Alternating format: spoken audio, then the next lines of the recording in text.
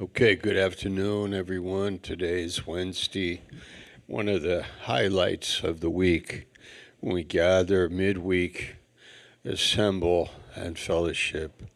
Love each other. Betty Savasic, I don't know your last name. Whatever name you use. Betty, the weapon of God, is here with us. And we have Pastor Rajan, and tonight we'll have a little word from Nepal. I think we'll have the map, the map of Nepal, and we'll present to the church, and he'll bring greetings from Nepal. So that's a blessing to us. We're blessed by having visitors and people coming, and I'm looking forward to our pastor's retreat in October. Our Philippine trip coming up too. Pastor Fred, do you go on that? No excuses. Are you going to the Philippines? No, you're not going there. You're going to Nepal and India. So we're happy about that in the Lord. I also taught the high school this morning and enjoyed that. Met the seniors. You know, it's a good class, lively class. Enjoyed being with them a lot. Praise the Lord.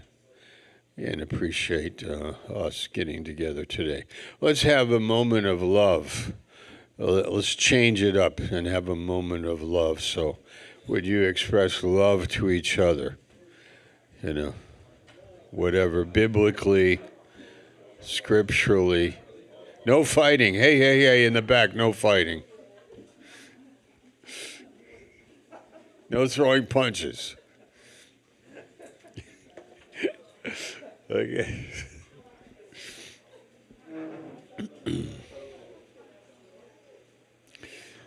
Two things. One is that life, I like this sentence, life is complicated, and you can reduce life to like yes and no, or black and white, or right and wrong. But life is a lot more than just right and wrong. Life is love and truth, right? And we're good at, especially as believers, like compartmentalizing things, problems, and having answers. Because we are Bible believers, we have the Bible, so we can parse it out. We can kind of analyze, divide, and figure out. But then there are things that you cannot package. You cannot package them, like it's called reductionism, when you reduce problems to right and wrong, which is really simple to do. But here we have the book of Proverbs, where we have the understanding that life is beyond right and wrong. I mean, it's about God. Life is about God, and God is love. And, you know, when it comes to bringing people to Christ, and that's the second thing. That's this little booklet here by R.A. Torrey, How to Bring Men to Christ. You know, and this is a simple book on the fact that people do want to know about coming to Christ and what it means, that people are looking for that, and that our ministry is to lead people to Him, and that we want that to happen. So let's look at Proverbs, and looking at chapter 10 in Proverbs.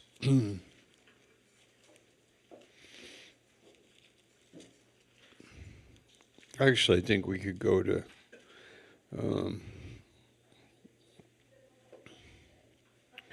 I think I'll change it to 9, Proverbs 9. Yeah, I think I'll just use this. Wisdom has built her house.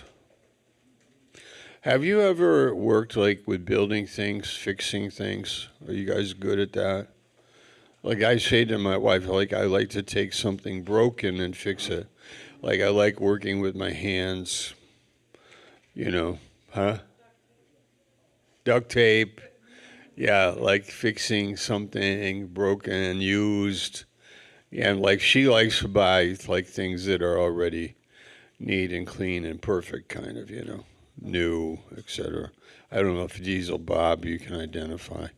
Holly likes the new thing. He likes to fix old stuff. Is that correct?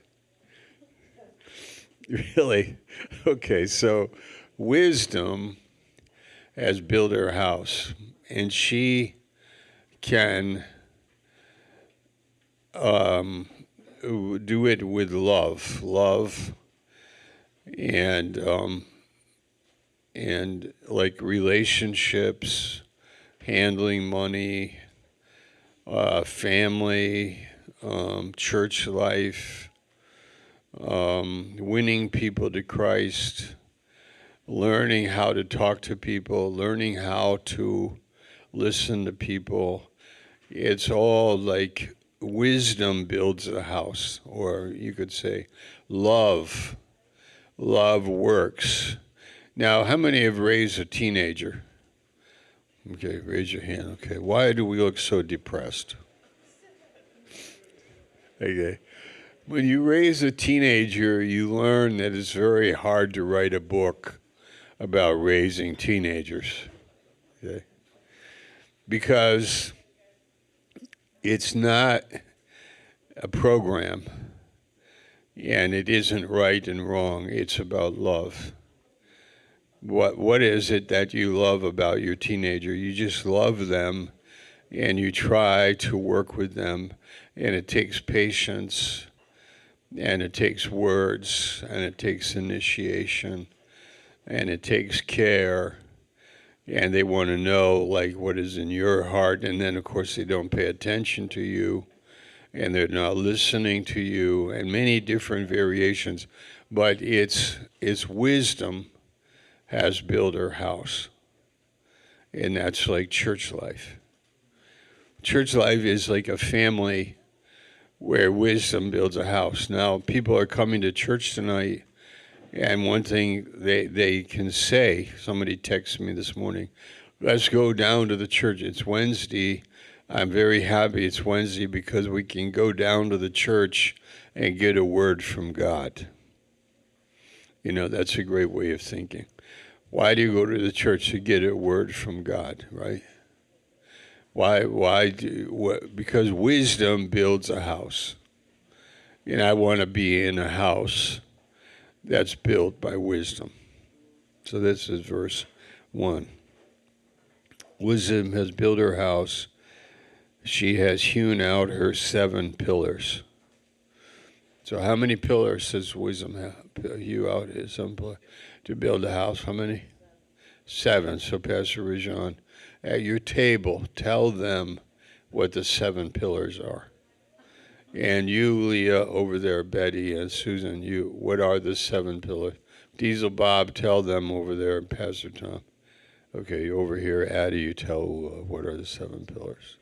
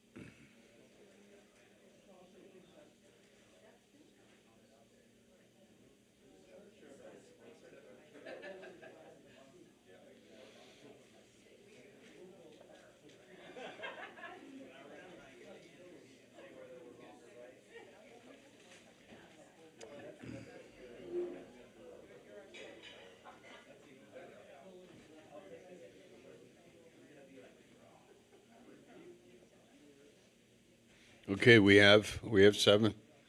How many do you have? 1 or 2? Give me 1. Finish work. Okay. Betty. What? Fear of the Lord. Fear of the Lord. That's good. Finish work. She has hewn out 7 pillars. What do the pillars do in the house? If you have a house, you have plumbing, you have electricity, but what are the pillars? They hold it up, the form. There has to be a sub-form for the house, and that has to be the character of God, the nature of God that will hold up the house, because every other house will fall. Remember Jesus said, if you hear my word and do what I say, you will be building on a rock, right? In Matthew 7. All right, so who is building? Wisdom. Now, I want to make a point here about leading people to Christ. When you lead people to Christ, it takes wisdom, because you're dealing with a person that really doesn't know, like what we're talking about. They don't know very well. And so in the table of contents here in this book by Torrey, I just read you a couple chapter titles. Dealing with those who entertain false hopes. So there are people that might have who do have false hopes, and they might be trusting in other things for life. And, you have to learn how to deal with them and tell them, that will not hold up. That will not work. What are you trusting in? Maybe religion, I'm a Catholic, or I'm a Protestant, or maybe they hope in money or their career or relationship. But imagine putting your hope in a relationship and then the relationship crumbles. It's over. So it can't hold up, because the love of man's own heart, the love of his own life, the love that he has in his own heart, when the crisis comes, he's devastated. So how do we lead people to Christ? The wisdom builds the house, and that's what we want to help them, introduce them to a house that will not fall, a house that they can live in for the rest of their life, a house that can take a beating, a house that has got 7 pillars. Another chapter is dealing with people who lack assurance and also backsliders. So could wisdom take a backslider and talk to them and restore them? But we might, as Christians, we might say, he's backslidden, it's over. He's a backslider. I don't have anything to give him. No, wisdom can take a backslider and build him up or teach him, and he can make decisions, because you can lead him to Christ, and he can find Christ again and get help. Another one is dealing with people who are atheists, skeptics, and infidels. So could wisdom take an atheist and talk to him and draw him and build a house using him, or draw him into the faith? Can a skeptic or an atheist find Christ? Can you do it? Can you do that? And again, if life is right and wrong and black and white, then he's a bad guy. He's an atheist. Because that's how I see it, like we reduce life to this, way of thinking. It's like, don't do that. Life is not like black and white in that way, but it is about God. It's about love. When Jesus came, it was like after those people. He cared about them. He wanted them to be healed or restored, or he wanted them to be loved, encouraged, forgiven, and drawn into it, into the house, draw them into the relationship with God. What do you think about that idea? You want to, at your table, talk about it for 30 seconds? I only got 30 seconds. 1, 2, 3, 4, 5, 6, 7.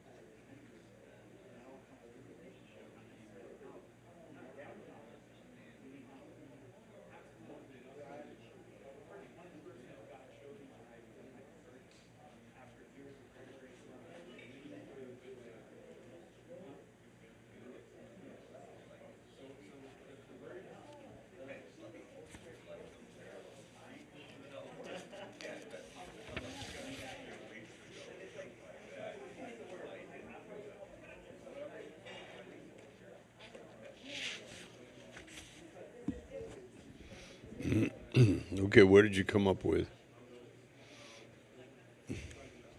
What did I ask you to do? I just don't even. I don't even remember. What? Oh, the backslider, the atheist. Yeah, how you deal with them. Okay, and that wisdom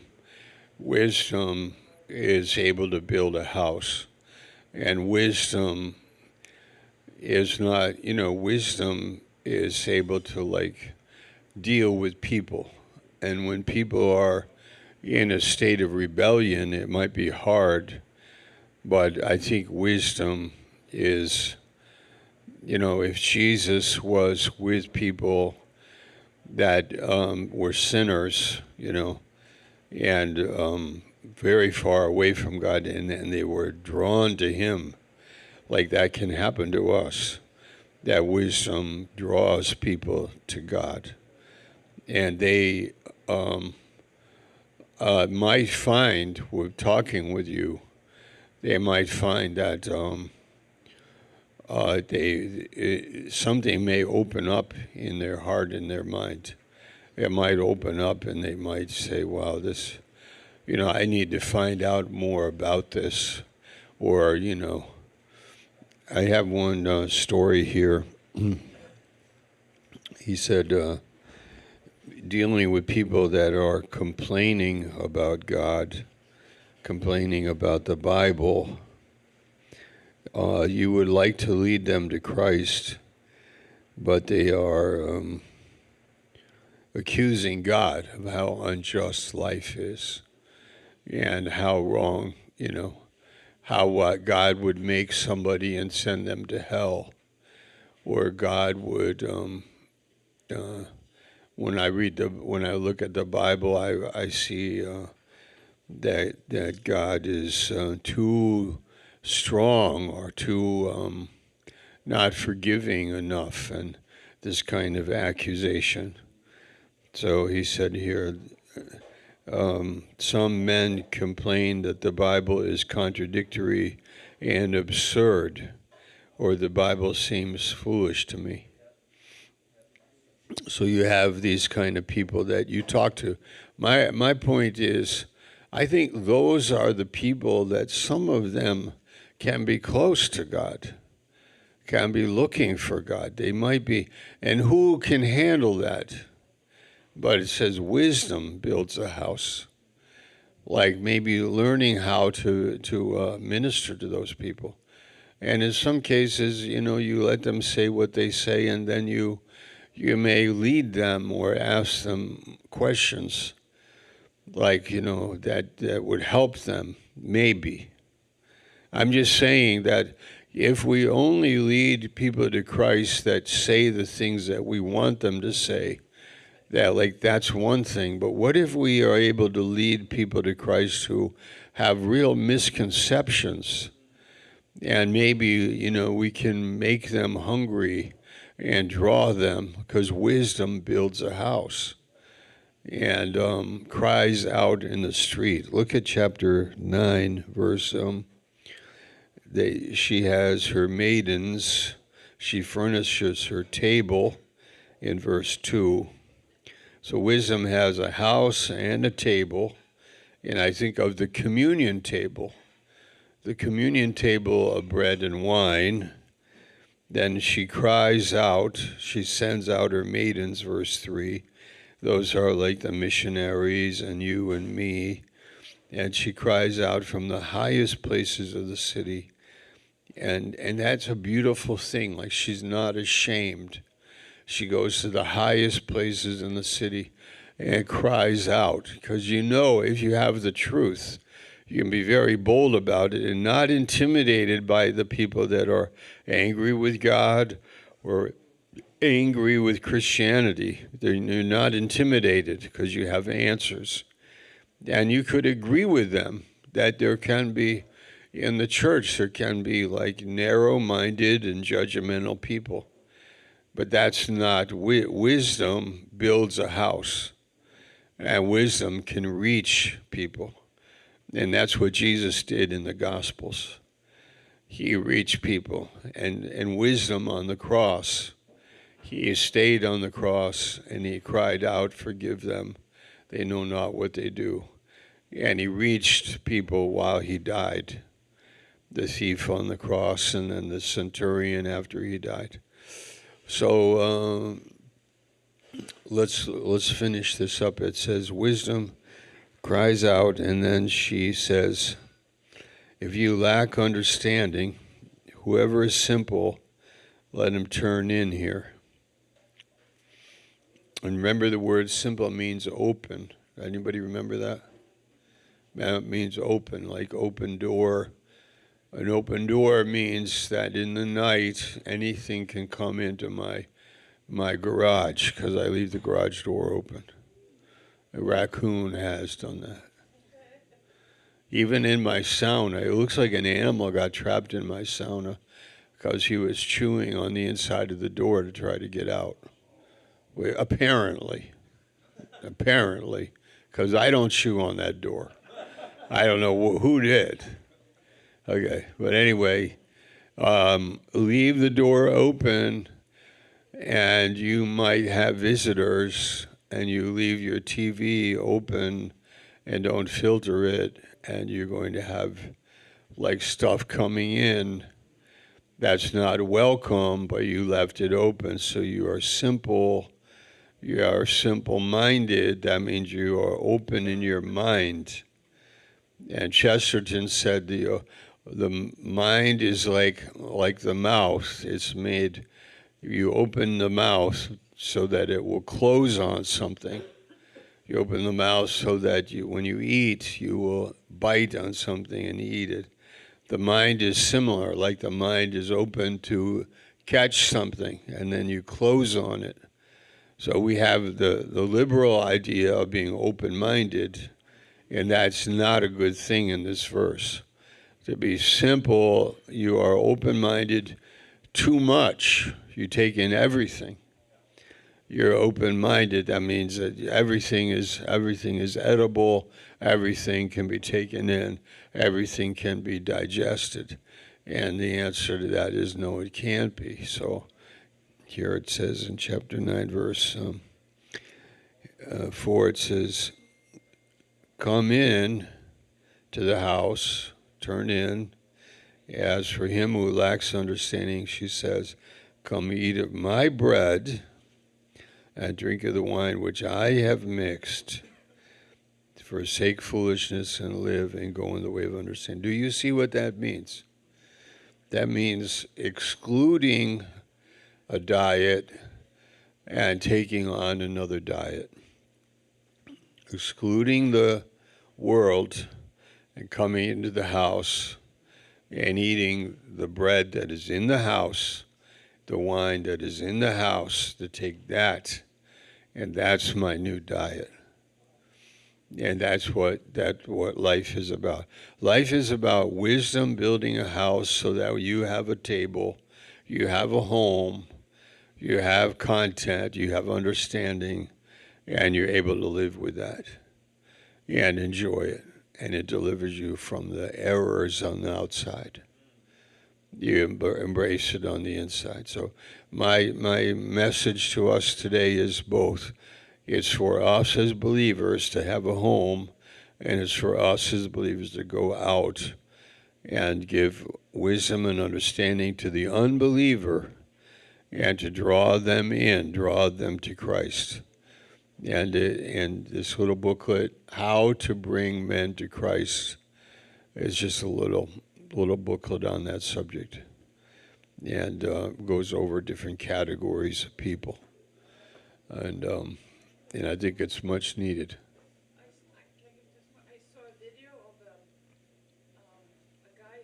He was interviewing a man from Iran, a young man, and he was asking, "How did you and your family become Christians?"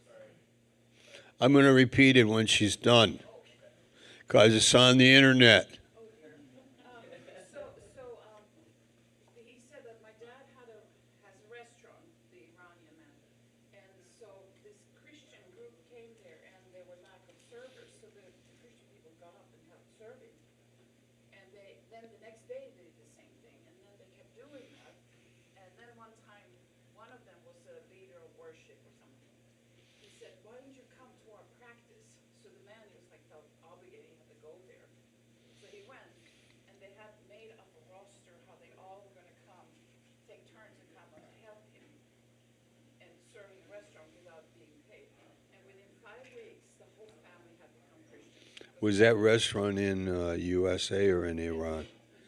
Okay, so Ula's telling a story about an Iranian family in the United States who had a restaurant, and they didn't have enough people serving. So the Christians that came to the restaurant volunteered to help and to serve without being asked and without being paid.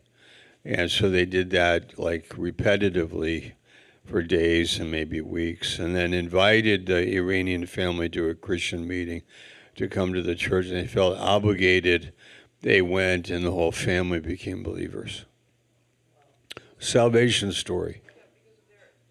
Because of their love, their kindness, wisdom has built her house. Like the Christian faith is like that. It's don't cut people off like look for the mind and the heart to love people that are different from you, people that have a different religion, people that are atheists, people that are backsliders, people that are maybe, like indifferent and so on, intolerant or whatever, or liberal or gay or transgender this or that, or Democrats or Republicans or whatever. But like wisdom builds a house, and I just say we do have to stay flexible and loving and invite them. And if they eat at that table and come, and the Lord can change their heart and their mind, because they do have some of them have a narrow mind about us. And they can be right, to be honest. But on the other hand, we want to kind of prove them wrong too. No, that's not what we're doing. We're not proving anything to anybody. We just are being who we are. And I'm just encouraging us to know that wisdom will come into this world. Use Mary Magdalene, use Matthew the publican, use Paul the Pharisee. Wisdom will come into the house and reach a Muslim, a Hindu, an atheist, that wisdom is able, because don't reduce your life to right and wrong. Like, don't always think about right and wrong. That's important, but also life is more. And again, if you've raised a teenager, you might realize that it's got to be more than right and wrong. It has to be relationship, wisdom, love, patience, and also guard your own heart from judging people. Like, don't be judgmental. Like, it's very easy to become judgmental. Matthew 7:1, judge not lest you be judged. So, like, really have a wide open heart in your life, and even in your relationships with the people that are in the church. Like, we do learn, and even amongst ourselves or in a family, we become judgmental. Like, that's our fallback mode, is that we become right and wrong. We are right, they are wrong, and then you become like judgmental in your mindset. And just think about others and love them and have a good time. Also, 2 Corinthians 1:24, Paul said, I am a helper of your joy. Just have that as a way of thinking. I'm not here to judge you. I'm here to be a helper of your joy. A lot gets done by helping people with their joy. In a marriage, have joy in the marriage. Have a good time, as best you can. And in our relationships with each other. Okay, amen. God bless you. Have a good day. Arrivederci. Adios, amigos. Hey.